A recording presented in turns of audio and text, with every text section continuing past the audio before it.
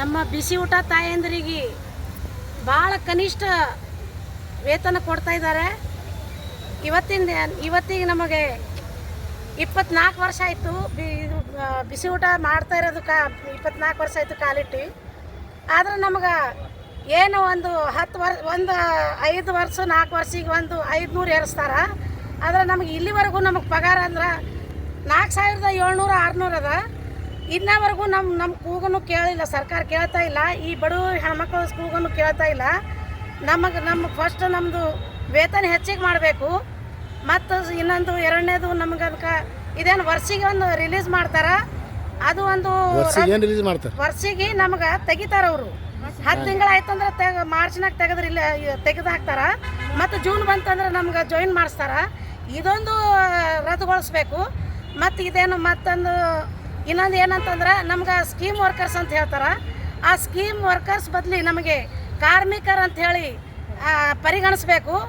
ಮತ್ತೊಂದಂತಂದ್ರೆ ನಮಗೇನು ಇದೇನು ಇಡುಗಂಟೆ ಏನು ಕೊಡ್ತಾ ಇದ್ದಾರೆ, ಅದೊಂದು 40,000 ಅಂತ ಹೇಳ್ತಾರೆ ಕೊಡ್ತೀವಿ ಅಂಥೇಳಿ. ಆ 40,000 ಬದಲಿ ನಮ್ಗೊಂದು 2 ಲಕ್ಷ ಕೊಡ್ಬೇಕಂಥೇಳಿ ನಮ್ದೊಂದು ಬೇಡಿಕೆ ಅದ. ನಾವಂತೂ ಈ ಬೇಡಿಕೆಗಳು ಇಟ್ಟೀವಿ. ಈ ಬೇಡಿಕೆಗೆ ಗೋರ್ಮೆಂಟು ಇದು ಮಾಡ್ಬೇಕಂತೇಳಿ ಸಹಕಾರ ಪಡಿಬೇಕಂತೇಳಿ. ತಮ್ಮ ಹೆಸರು?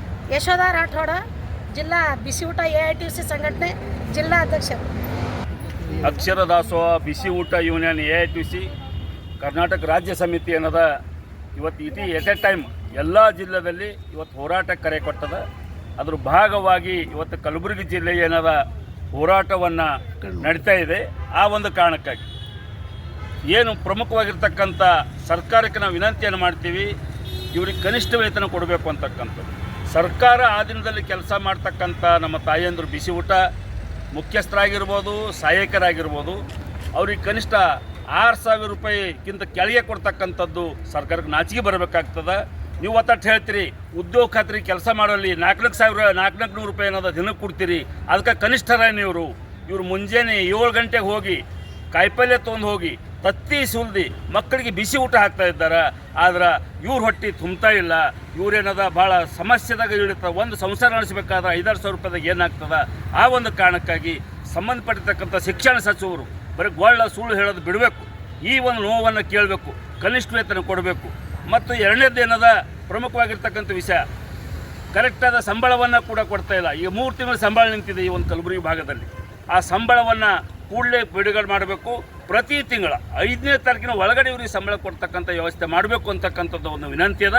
ಈ ಸಂಬಂಧಪಟ್ಟಿರ್ತಕ್ಕಂಥ ವೇತನ ಪರಿಷ್ಕರಣೆ ಮಾಡುವ ಮೂಲಕ ಇವ್ರಿಗೆ ನ್ಯಾಯ ಕೊಡಿಸಬೇಕು. ಈ ಒಂದು ಹೆಣ್ಣು ಮಕ್ಕಳ ನೋವಿಗೆ ಸರ್ಕಾರ ಅದನ್ನು ಸ್ಪಂದಿಸಬೇಕು ಅಂತಕ್ಕಂಥ AITUC ಕಲಬುರಗಿ ಜಿಲ್ಲಾ ಸಮಿತಿ ವಿನಂತಿ ಮಾಡ್ತೇನೆ. ನಾನು ಪ್ರಭುದೇವ್ ಯಳಸಂಗಿ, AITUC ರಾಜ್ಯ ಸಮಿತಿ ಉಪಾಧ್ಯಕ್ಷ.